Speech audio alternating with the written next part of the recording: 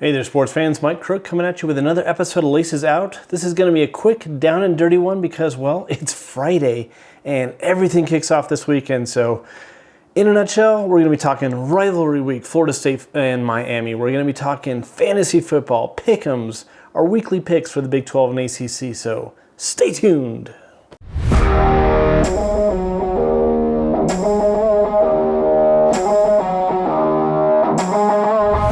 It is finally here, sports fans. We've got Rivalry Week. Well, one of like 3 rivalry weeks if you're a Florida State fan. I mean, you've got Florida, Miami, and Clemson. We can now loop all 3 of those into Rivalry Week games, but Florida State, Miami is by far the greatest of all 3. It is, at least in my opinion, it's a respectful hatred. I just flat out hate Florida with a passion. But for me, Miami is a respectful hatred. So, you know what? I'm not going to talk too much about the game last week because, I'm not here to talk about the loss that FSU suffered on the road last Friday. It's been discussed online in nauseam. So, what I am going to say is that loss actually came, in my opinion, at the perfect time. Because honestly, I feel that there were some things that maybe needed to be corrected, but they were overshadowed by the fact that they were playing high school competition for 2 weeks, 2 weeks in a bye week, and so they just went into the Virginia game thinking, oh, okay, we got this. Miami's on the horizon, but we've got this little road test against Virginia. We'll just skate on through this one. That game turned into a dogfight. And it shouldn't have been. I mean, taking nothing away from Virginia, they are a very good team. But I think a lot of Florida State's issues were self-inflicted. Like they got into a very deep 14-0 hole to start the game. Penalties, miscues, turnovers, like come on. So I think that honestly that loss came at the greatest time possible. They are given a week and a day, more so because it was a Friday night game, to correct issues, look at film, and really dial in and fix the things that have probably needed to be fixed since the Alabama game. They're just overshadowed by the fact that these starters were not playing full games. They were giving, second, third, whatever string guys a lot of playing time opportunity because they were just rolling over the lackluster competition. Did they go into Charlottesville expecting a win? Absolutely. Did anyone give the Cavs the memo that they should just roll over to Florida State and admit defeat before kickoff? Nope. And Virginia definitely didn't get that memo, and it showed on the field. And yeah, that dogfight is what we got in double overtime. So I don't see the same thing happening tomorrow night with the lights under Doak Campbell. I see this team coming out hungry and looking to right the wrongs that they committed on the road last week. But we'll get into more of that during our predictions later in the episode. Next up, fantasy football. Oh my gosh, I am probably off to the hottest start I've ever had in fantasy football in my life. And I've been doing this for off and on, not consistently, off and on for a while now, since the early 2000s. What's crazy is that I don't have a flashy team. I do have, some good guys in my squad, but I definitely don't have a God squad, super tier, just flashy team that can just roll over everybody. I have put up some points so far this season, obviously, but like last week, it was mediocre at best. And somehow both Trey and I still had lackluster weeks. And, I squeaked by. And this week I'm going up against my wife. And already before Thursday night's game last night, she was already admitting defeat. And yet here we are, Friday morning. She's ahead of me. And I think even projected to beat me by a few points. So we'll see what happens after the dust settles Monday night. But I would not be surprised if we're both 4-1 come Tuesday morning, so stay tuned for that one. Okay, the world of pigskin and NCAA pick'ems. The college football is just kicking my butt this year. It's like I'm having a rough time of it. Unbelievably rough time. Pro level, pigskin pick'em, not too bad. I think I was like 10-5, which is, respectable, not terrible. But I think I may have gotten like just a handful of picks right in college last weekend. So I'm really hoping that I have a much better week. So I'm going to stop promoting people joining in on it because this late in the season, who's going to want to join a pick'em group? But I'll still, come back and kind of talk about how things are going. And right now it's, we'll throw up the standings here. And it's not the greatest for college, but, we're getting there. So here's hoping for a better weekend this weekend. So stay tuned for next week to see how well we fared. I can talk, I swear. Lastly, our ACC and Big 12 picks for the week. Top 3 of our choosing. Our record, we went 1-2 in both conferences last weekend. Honestly, we flipped the script at the last minute. We decided to go with CU beating BYU, and man, that was close. And same thing with Florida State and Virginia. Obviously, we picked the Noles in that one, and man, that was another close one. So, could have been 2-1 both contests, but sometimes things just happen the way they do. So yeah, we're sitting at 8-10 overall, 6-3 in the ACC, 2-7 in the Big 12. Fingers crossed that we do better this weekend. But here we go. First up, actually, let's do first up Big 12 this time. So our first game this week, we have number 14 Iowa State traveling to Cincinnati. Undefeated 5-0 Iowa State. How do you pick against the Cyclones in this one? I know Cincinnati's a great team, and honestly, a home game for the Bearcats could be a nice little trap game for Iowa State. But I don't see that one happening. I think the Cyclones are actually going to continue that winning streak, and possibly, if the right chips fall this weekend, they could find themselves in the top 10 by the new rankings, or when the new rankings come out on Sunday. So, got Iowa State in this one.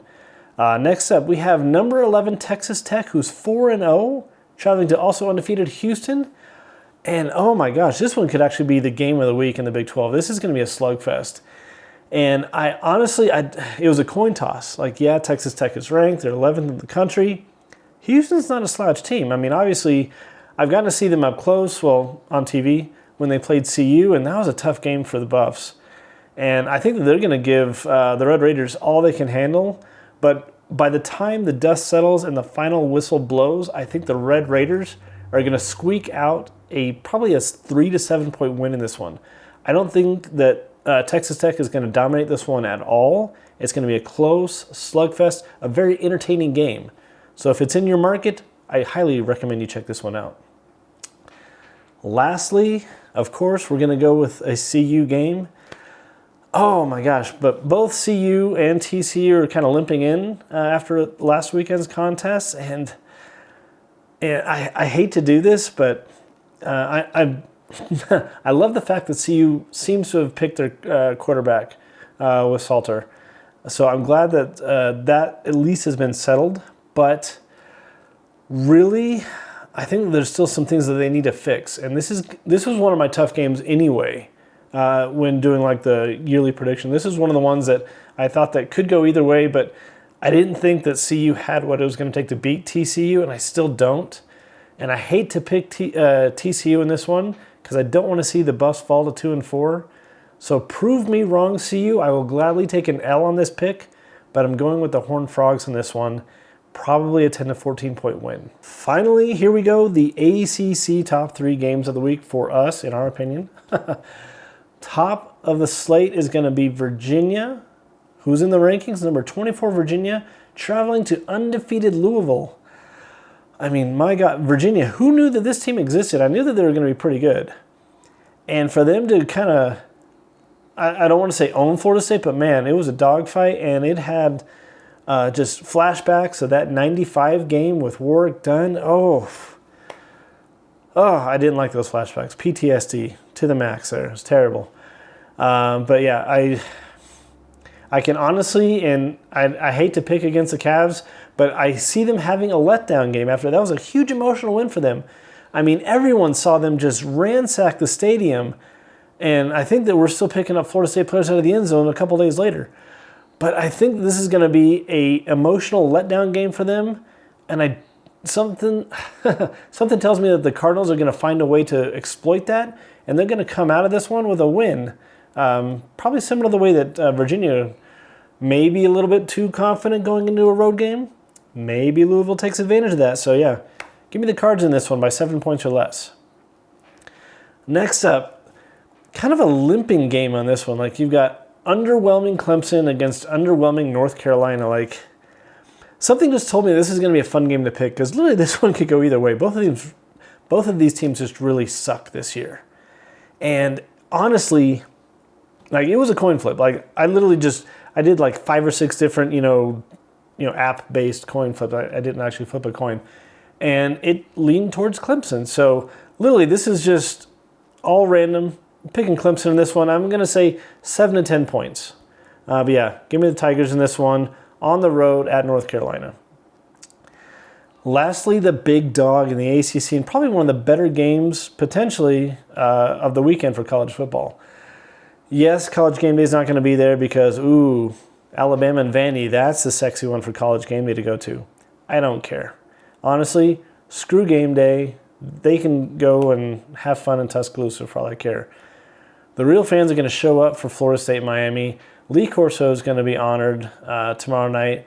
Looking forward to that because that man deserves all his flowers, like every single one. Amazing guy, hands down. And I don't know, something tells me that there's going to be some magic in the air. And these games are often tight. I don't care who you are. I don't care what decade you started picking up this series. These games are often tight.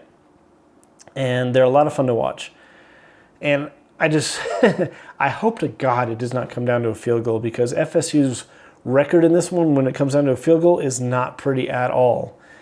And I don't have a lot of faith in our kicker this year. Like, yeah, he's not terrible, but, he's no Janikowski. He's no Aguayo. I mean, it's, this kid. And I've been back and forth on this one.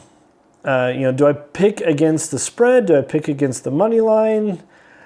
I will say this ahead of time right now. I am going to be putting money on this game. I just haven't figured out in what fashion. But I am going to be jumping onto my Caesars app and putting money on this game. We'll come back probably in the instant reaction to let you know how that planned out. But Miami's favored anywhere from 4.5 to 5.5, depending on the line that you're looking at. And I'm going to say that not only does FSU cover because they're not going to lose at all. They're going to win this game. Florida State is going to find a way to fix the mistakes that they had against Virginia last week.